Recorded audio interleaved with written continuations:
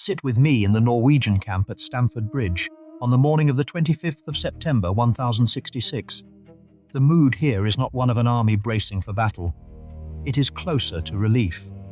5 days ago, this force won a hard-fought victory a few miles from here at a place called Fulford. The great city of York surrendered rather than face a siege.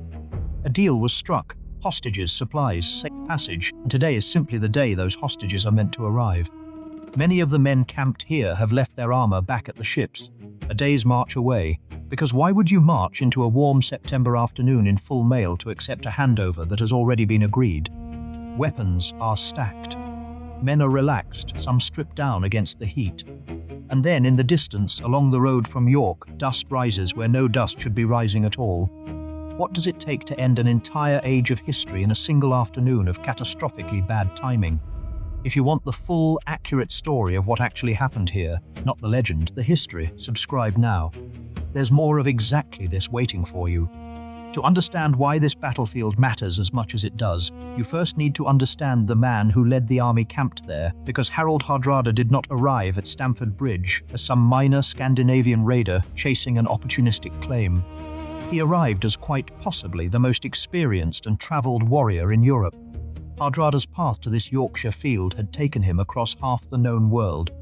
As a teenager, no older than 15, he fought alongside his half-brother Olaf at the Battle of Stiklestad in 1030, where Olaf, then reigning as King of Norway, was killed by forces loyal to the Danish King Knut. That defeat could easily have ended Hardrada's story before it properly began, a teenage boy on the losing side of a battle that cost his own brother the throne and his life. Instead, wounded but alive, Hardrada escaped the field and fled east rather than face capture, a decision that set the entire improbable trajectory of the following 15 years in motion. He fled to Kievan Rus, serving in the army of Grand Prince Yaroslav the Wise and rising to a position of command there. From Rus, he moved on to Constantinople, where he joined the Byzantine Empire's Varangian Guard, an elite fighting force built substantially from Norse warriors, and did not simply serve in it but rose through its ranks to command substantial forces in campaigns stretching across the Mediterranean, the Near East, and the Caucasus.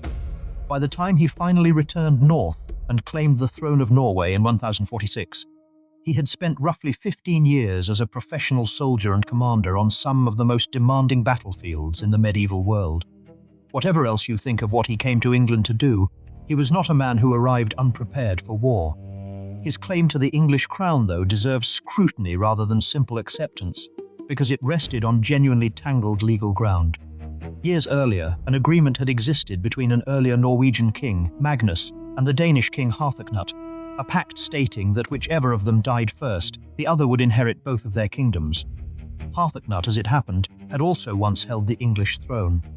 Hardrada, as Magnus's eventual heir, argued that this old pact extended his own claim all the way to England itself, layering one second-hand inheritance on top of another until it reached a crown neither Magnus nor Hardrada had ever held any direct blood right to. It is the kind of claim that looks considerably more solid when you have 15 years of Varangian command experience and a fleet of over 300 ships behind it than it does on the strength of the legal argument alone.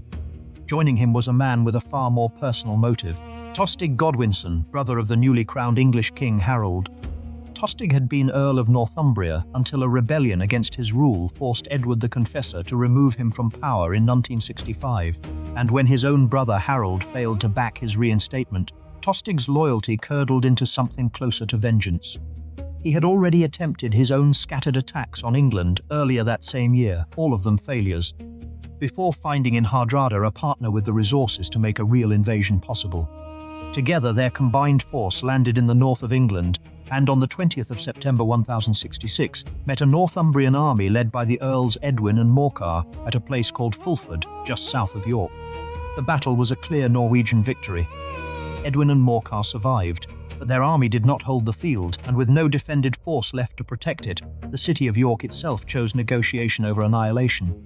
Rather than risk the city being sacked, its leaders agreed to terms.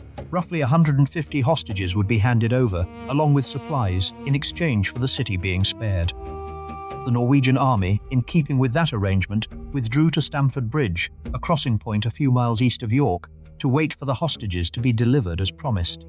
The battle at Fulford itself deserves a moment's attention because it explains why York's leadership chose to negotiate rather than fight on.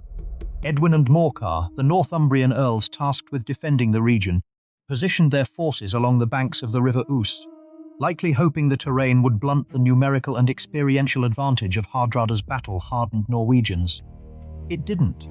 Whatever tactical plan the earls had going in, the Norwegian force broke through, and while both earls themselves survived to retreat, the army meant to shield York from exactly this kind of invasion no longer existed as a fighting force. A city with no garrison left to defend it, facing a commander with Hardrada's reputation and a Byzantine-trained army at his back, had a genuinely narrow set of options. Negotiate now on terms that preserved the city itself, or risk a siege against a force that had just proven it could break a prepared defensive position in open battle. Surrender, under those circumstances, was less capitulation than pragmatism. This is the arrangement that would prove fatal, and it is worth pausing on exactly why. A truce built around a hostage exchange assumes both sides are operating on the same timeline, the same understanding of how quickly an enemy could possibly respond.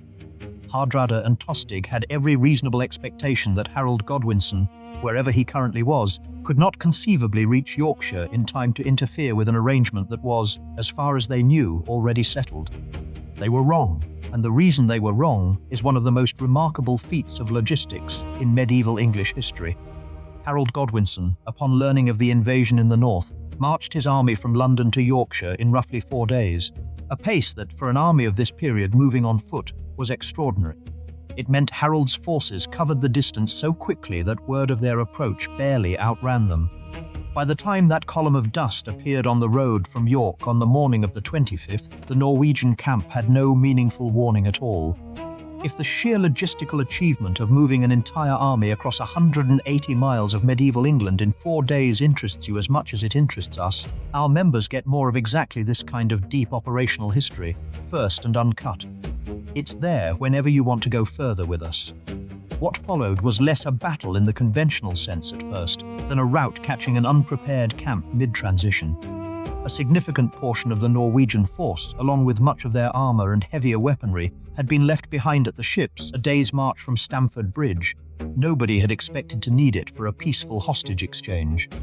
When Harold's army appeared, Norwegian soldiers scrambled to arm themselves and form up in defence, some of them meeting the English advance in whatever they had on their bodies at that exact moment, rather than the equipment they would have chosen given any warning at all.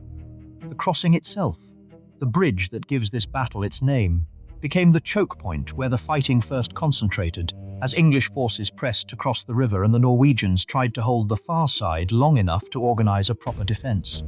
This is also where the most famous and most uncertain story from this entire battle takes place.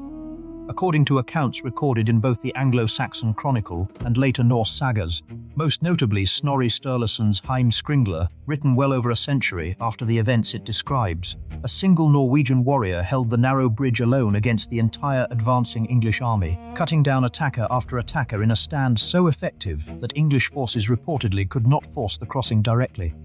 Later tellings claim he killed as many as 40 men before an English soldier floated a small boat or barrel beneath the bridge and speared him from below, through the planks, finally ending the standoff. We owe you honesty here, rather than the version that makes for the better story. This is, by the acknowledgement of the sources that record it, an account that blends real historical tradition with clear legendary embellishment. The core idea that a defensive choke point at a narrow bridge crossing slowed the English advance long enough for the surprised Norwegian force to organise behind it is plausible and consistent with how medieval warfare actually worked at river crossings. The specific details: 1 man, 40 kills, killed by a spear thrust up through the boards from a boat below, carry every hallmark of a story that grew larger with each retelling across more than 100 years of oral and written transmission before Snorri ever set it down. We cannot tell you this definitely happened as described. We also cannot tell you it definitely didn't. What we can tell you is that treating it as a verified historical fact, the way so many popular retellings do, goes beyond what the evidence actually supports. Whatever slowed the initial English assault, it bought the Norwegian force enough time to form a shield wall on the far side of the river and meet Harold's advancing army in something closer to a conventional pitched battle. but a shield wall assembled in crisis, missing a portion of its men and much of its armour. Facing a full English army that had already covered the element of complete surprise, was never going to hold for long against fully equipped, prepared attackers. The fighting that followed was brutal, and by every account decisive. By the end of the day, both of the invasion's leaders were dead. Harald Hardrada, the last great Viking warlord of his generation, a man who had commanded armies from Kiev to Constantinople to the Caucasus, fell on a Yorkshire riverbank in a battle that for him had barely begun before it was already lost. Tostig Godwinson died alongside him, the rebellion against his own brother ending in the same field as his allies' ambitions for an English crown. The scale of the Norwegian defeat is best captured by a single logistical detail. The fleet that had carried Hardrada's invasion force to England numbered more than 300 ships. The survivors who limped away from Stamford Bridge needed only 24 of them to carry everyone home. Whatever precise casualty figures the chronicles do or don't preserve reliably, that number alone tells you nearly everything about how total this defeat actually was. An invasion force reduced in a single afternoon to a fractions small enough to fit in less than a tenth of the ships that had carried it across the North Sea in the first place. Think, too, about what that arithmetic meant for the individual men making that voyage home. These were soldiers who had left Norway as part of an army confident enough in its cause to bring over 300 vessels, a fleet built for conquest and occupation, not a raiding party expecting to slip away quietly if things went wrong. Whatever plans any of them had made for what came after victory, for land or plunder or simply survival, evaporated in the space of one poorly timed morning. There would be no second attempt. Hardrada was the reigning king of Norway himself, not a subordinate commander who could be replaced and sent back with a fresh army the following season. His death here was not a setback to the Norwegian crown's ambitions in England. It was the effective end of them, permanently, in a way that few single battles in this period can claim to have achieved so completely. Decades later, the Anglo-Norman historian Orderic Vitalis, writing well after the fact, claimed the battlefield remained recognizable for years afterwards simply by the piles of bones still visible on the ground. The kind of detail that may be literal memory, may be inherited exaggeration, and that we present to you honestly as exactly that uncertain mixture, rather than pretending Orderic personally verified it himself decades after the fact. Harold Godwinson's victory at Stamford Bridge stands, on its own terms, as one of the most impressive military achievements of the entire Anglo-Saxon period, a forced march few armies of the era could have managed, total tactical surprise against a battle-hardened enemy commander, and a result so complete that it effectively ended, in a single afternoon, any serious Norwegian ambition to rule England ever again. What happened to that same victorious army less than 3 weeks later, when an entirely different invasion force landed on England's southern coast, is a story this channel has already told in full. We won't retread that ground here, except to note the bitter irony sitting underneath both battles. The same speed and discipline that won this field so completely would leave Harold's forces with no time at all to recover before they needed both again. Historians commonly mark this battle as the symbolic end of the Viking Age itself, not because Scandinavian raiding or settlement stopped overnight the moment Hardrada died, but because he represented something the era after him never quite produced again. A reigning Scandinavian monarch personally leading a full invasion fleet with a genuine claim, however convoluted, to an English crown. Smaller raids continued for generations. Scandinavian influence in parts of Britain persisted for far longer than that.